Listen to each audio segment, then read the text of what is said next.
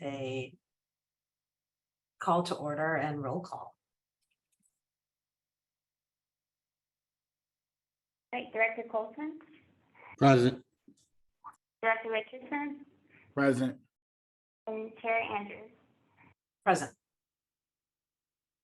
All right. And are we also out of practice session? Sorry. We have started the webinar. Okay, cool. Great. So we need to approve the minutes from June 14th, our last quarterly board meeting, and those were included in the packet. Hopefully people had a few minutes to review those. Any questions or comments, or can we entertain a motion for approval? I reviewed the minutes, Chairwoman Andrews, and I approve the motion. I entertain a motion to approve. I approve it. Right. And I'll go ahead and second that, so we can take a vote. Director Colson, I did not attend the meeting. I don't believe I can approve the minutes. Okay, so you can abstain. I'll abstain. Director Richardson, Aye. and Chair Andrews. Aye.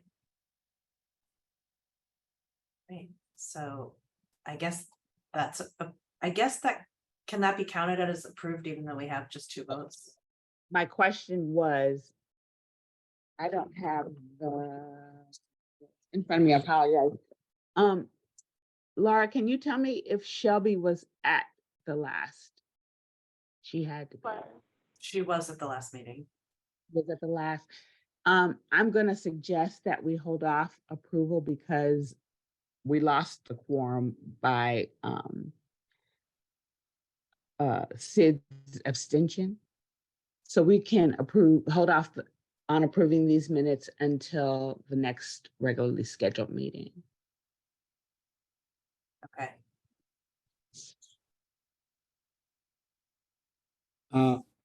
Jackie, am I wrong in thinking that I can't vote to approve? No, you're correct. Okay, thank you. All right, so we will put that on hold until the next meeting. And we have a couple resolutions to cover today. The first is resolution 23 CEDB 05, which is to approve a streamlined process that MEI is proposing. So I'm going to turn it over to Patrice to walk us through that. Thank you, Chair Andrews. I'm going to actually share my screen.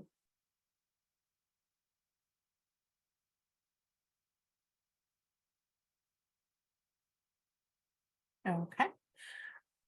So we're proposing a standard commercial project process. And this would be the criteria for it. It would be for commercial projects that are under 10 million, have a loan to value ratio up to 90%, as well as a PACE loan to value ratio up to 25%.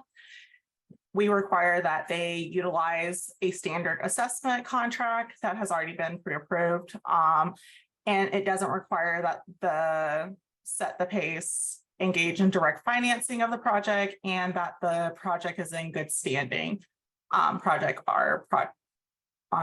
owner. So a couple of reasons for this. Actually, this is kind of just the wording that would be in the manual.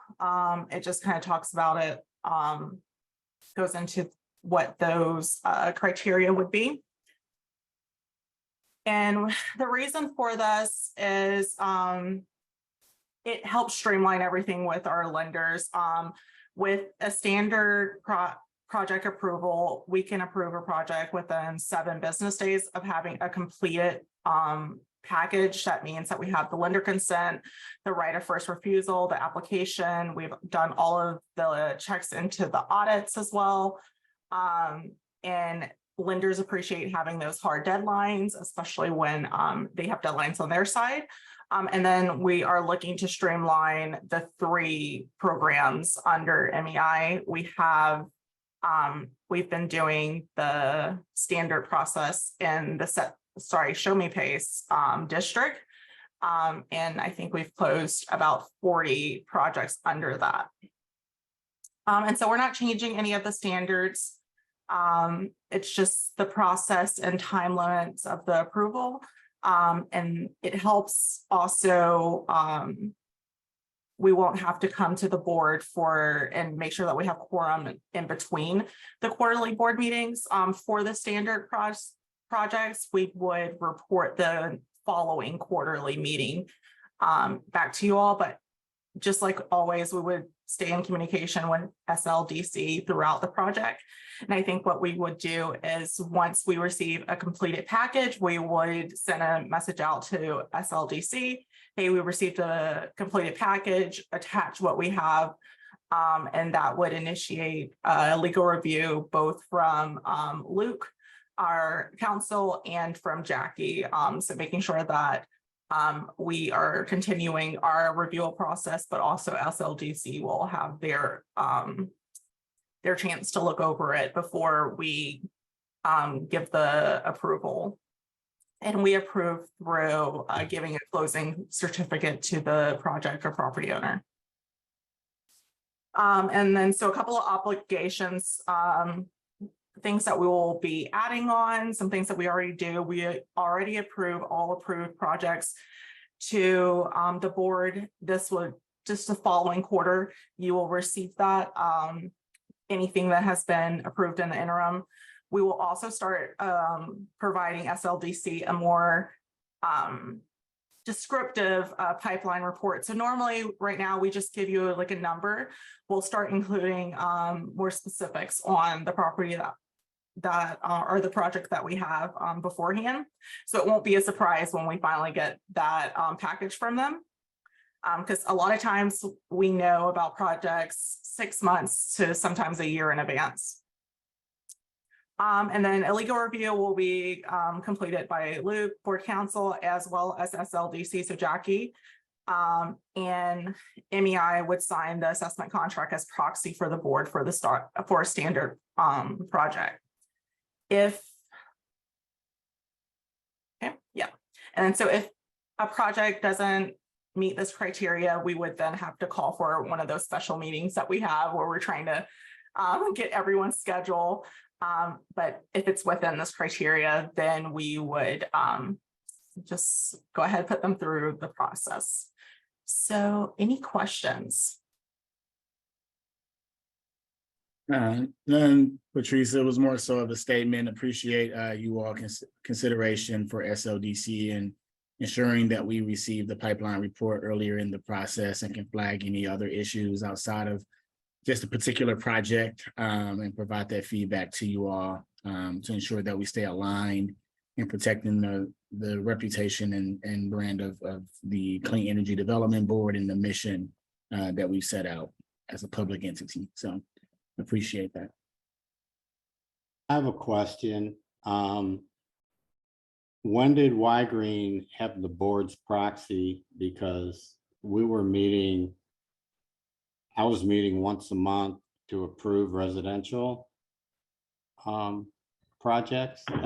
That's how we agreed to do it rather than have a board meeting. But I don't recall them having a proxy where they could just approve something on their own. I don't know that.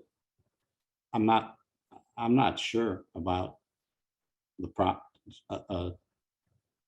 across the board proxy based on this criteria, but I think that was from before my time here. I'm here. I'm happy to speak.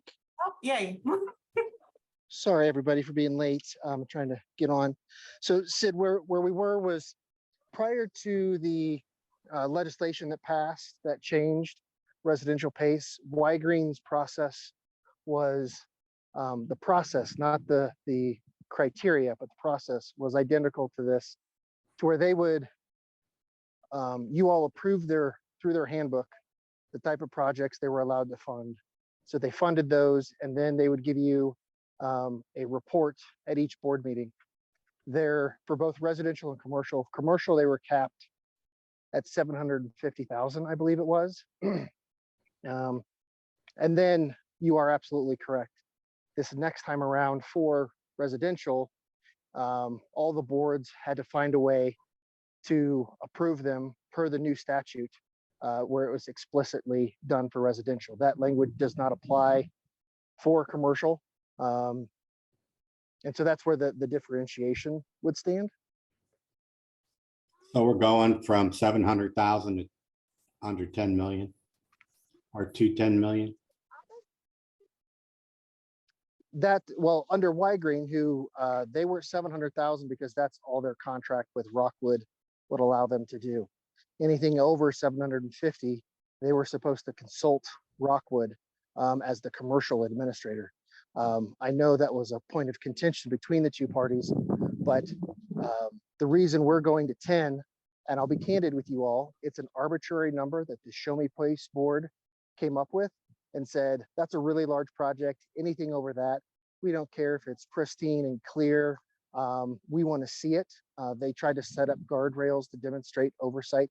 And our program on the Show Me Pay side has been able to flow through that. And any project over that size we bring in. And as I've shared with SLDC, this may not contemplate things in the future.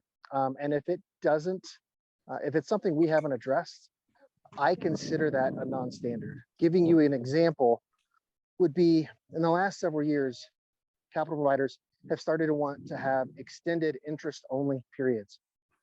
When they started asking for 10-year interest only, 7-year interest only, I felt that that was something that is not contemplated in our current process and procedures, not something that the board would understand or have contemplated. So when we first had those were non-standard projects. And we then had all the boards pass resolutions to their liking to say, yes, we will allow a 5 million or 5-year interest only, but anything over 7, we're more cautious about or concerned, to give some guidance to the capital providers so they're not coming in blind and waste 6 months of their time. Okay, and so as of right now, there's no motion on the floor, correct? There is not a motion at this point, Okay. but I would entertain one. Okay, Sid, I think a couple points to make too on this is that, Patrice, if you would go to the next slide, the one that you covered the reasoning on, actually one more. Yeah, under the MEI obligations that, that we'll be hearing, I think, about these projects well in advance of when they submit their full applications, because it takes time for that to happen. So that pipeline report will hopefully be providing information about the projects well in advance of when they actually finalize the full application, which can take a while, from what I'm understanding. And then the second part, I think that Neil called out too, is that the review, once that final application comes in, then both the board, council, and SLDC will be reviewing it to make sure that it's above board and that the property owner is in good standing, isn't in arrears on any, tax payments or, in any other kind of situation that would be problematic. So those two things help me feel comfortable with this process, understanding that it can be hard to pull people together on a short notice for these meetings, and that people can't wait to get their stuff approved. Like if we don't have another quarterly meeting until 3 months from now, people aren't, that's just problematic for people to wait to get that approval. Yeah, Emily, I think you hit it right on the head around, just ensuring that we have this level of approval and insight and continuous engagement between SODC and the respective parties as deals are coming through the pipeline and can provide that ongoing feedback. Is most critical for us. And again, that's why I mentioned that I appreciate you all including that in the process.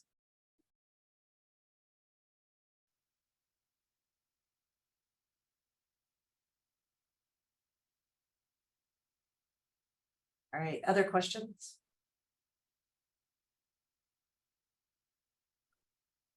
Well, I will make a motion that we approve this resolution. And hopefully someone will second. Emily, indicate the resolution number. Sorry, yes, number 23, CEDB 05. I second that motion. Right, we can Director take a roll Colton? call. Or a vote, sorry. Do we have a quorum? Yes, we do. Okay, So Laura, if you would call the roll, please. Director Colson, aye. Director Richardson, Aye. and Chair Andrews. Aye. All right, the resolution passes. Thank you. Next on the agenda is resolution 23 CEDB 06, which is approval of the next fiscal year budget, the 23-24 budget. I'm not sure who's presenting that. Is that Patrice or Josh or someone else? Josh, Great.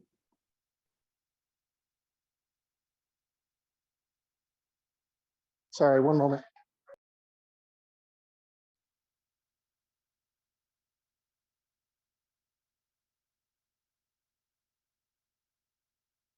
I apologize. We're talking about the The budget. budget? Mhm. Okay. So the budget and the financials should be in front of you. The big difference that we're having that if you are recalling from your prior reports to this one, is that the prior administrator ran assessment payments through the district's bank account unnecessarily. With this change, the county directly pays, the city directly pays the third-party servicer, or the property owner pays the third-party servicer directly, who remits it to the funder. With that, the only budget components for the board, as far as operating budget, are those repayments for closed projects. So $100 per residential, $200 per commercial. In the budget, I believe it shows it's shown as $600, which be 3 projects. Hopefully we can do more than that. Trying to strive to make sure that we don't go under, but we can go over. We will still be reporting out on the number of properties collected, the number of properties delinquent, the dollar amount collected, and the dollar amount delinquent for both commercial and residential. But that will be what we'll call a delinquency report, not a operating budget.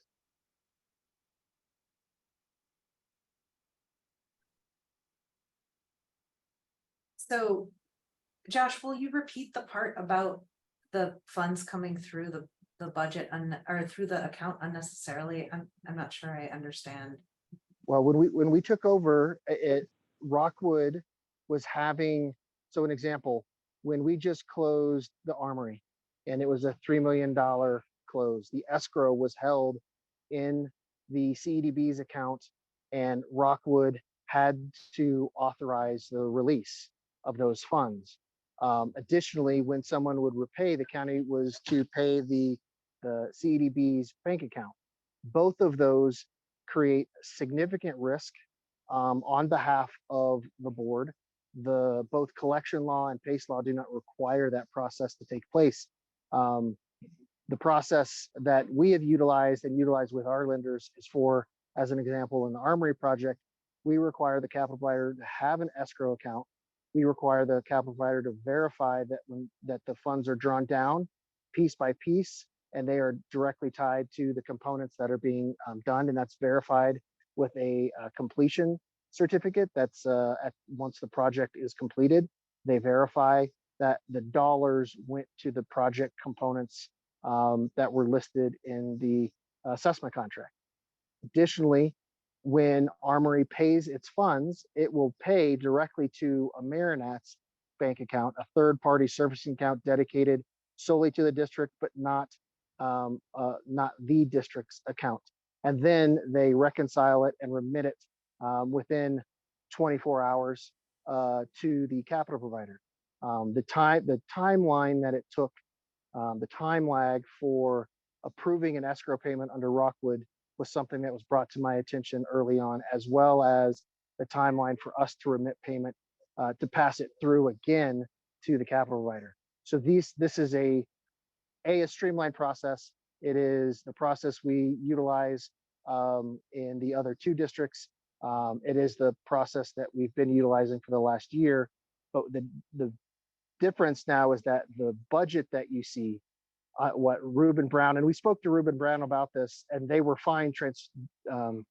Like if we were to keep them, they would have done the reporting in this process, but Rockwood required them to demonstrate, or because the way Rockwood was handling the money, they had to demonstrate that it was flowing through the district, and therefore to account for all the funds, both at the beginning of a period and at the end. Does that make sense? Yeah, that does make sense. Thanks for that explanation. I appreciate it. Mhm. Great. So basically this really streamlines the budget for us in terms of the we're just really seeing what's coming in to SLDC for the fees, and then eventually however that that just how that money is coming in basically. Correct. Okay. Any questions on the budget? No, the explanation makes sense to me. Sid? No, I'm good. I'm tracking. Okay, great. Well, then I will entertain a motion to approve the budget to anyone? Wait, Emily? Yes. Read the Yes. the resolution number, please. Got it. Yes. So I will entertain a motion to pass the resolution 23 CEDB 06, which is the fiscal year 23-24 budget. So moved. All right, I'll second that, and we can take a roll call vote. Director Colson, Aye. Director Richardson, Aye. and Chair Andrews. Aye. All right, so that passes. Thank you all. Next up is a commercial program update. So I will turn that back over to Patrice and Josh. Thank you. Let's go on. So here's the commercial collection status, how much was due.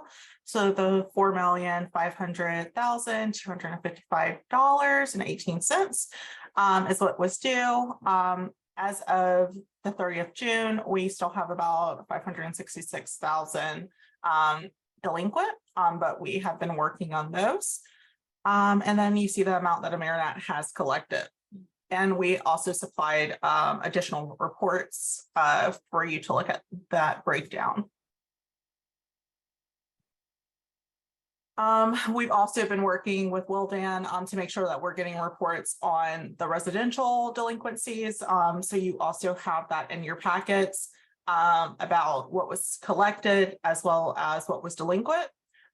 We will be working to make sure that we are getting up-to-date reports from them on the residential, and then also working on the communication with property owners about delinquencies and making sure that we can help them not remain delinquent. As well as the 2023 financial report. You all should have that in your packet for the fiscal year that ended in June. Any questions on anything that was included?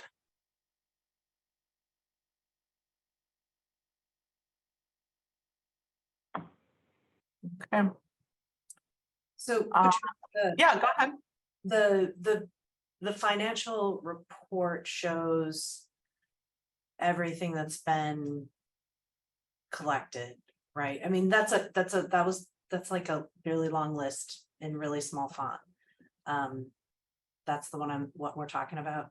The really long list and really small font, I think, was the residential Okay. delinquencies. That was hard to format from what we got from Wildan. I Okay. think that was the residential delinquency one.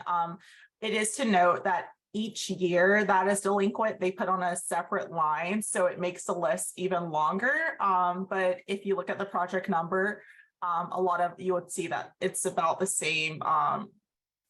There might be 2 or 3 years on that spreadsheet. And then you should have another one in there that's the financial report for the accounts. Got it. The CEDB. Okay. And is there any kind of, is there anything that the city or that we, that the board should be doing to address those delinquencies? Because, given, anyway, just curious. We've been talking with Peter. That is one thing that he was concerned about, is making sure about the communication from Wildan or Y Green to property owners. So that is something that Josh and I will touch base on, but also work with SLDC and making sure that property owners are being communicated with and any of the concerns that rise from that. I think in this transition to MEI as primary administrator, we've definitely had great conversations with SLDC about our duty assignments, who's going to report on what, and then making sure that everything's covered. Great, thank you. And that leads us into what we were talking about, our duty assignments. So MEI will continue to report on the delinquencies and collections for commercial, but you will also start receiving the residential collections and delinquencies from MEI. We will report on the accounts that we have with UMB, and then SLDC will report on the accounts that they have, as well as there is an additional account with Live Oak Bank that they will report on. But with our streamlined budget, we will just, it's a lot easier to report on those things now.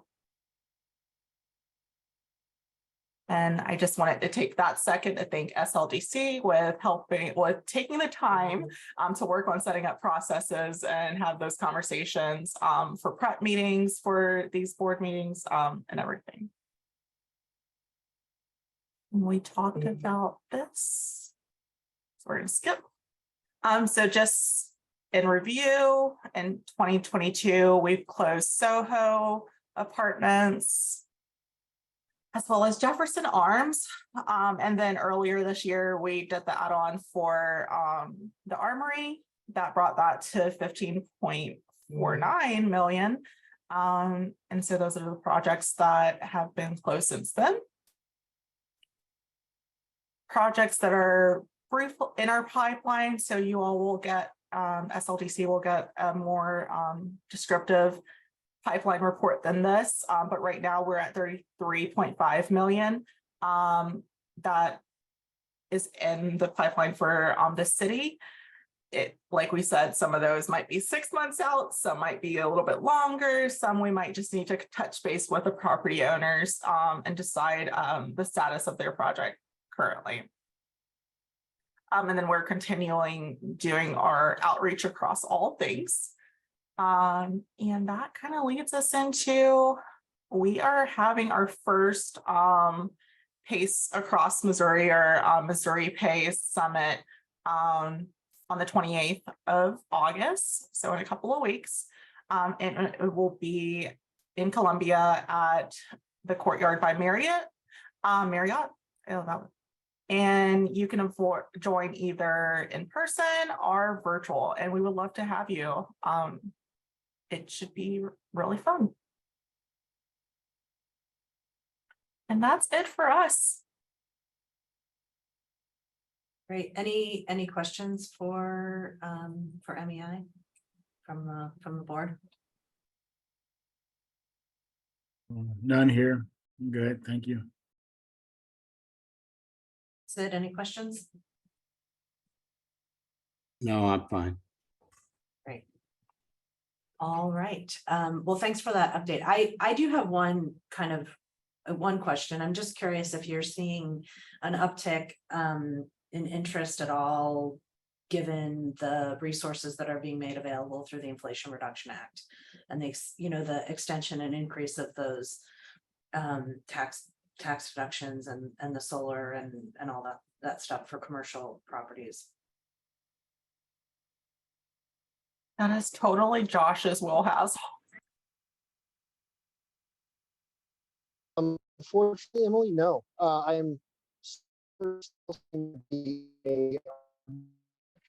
as an individual You're- component. I've had a conversation, I guess, so interest is pretty yes, and then when they start talking about You're breaking up a little bit, Josh. credit and move forward.